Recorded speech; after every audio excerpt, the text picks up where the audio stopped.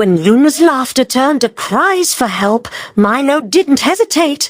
He jumped in, proving love isn't just words, it's action. Luna and Milo is having a good time in the beach. They dance, dance and dance, forgetting that the world still exists.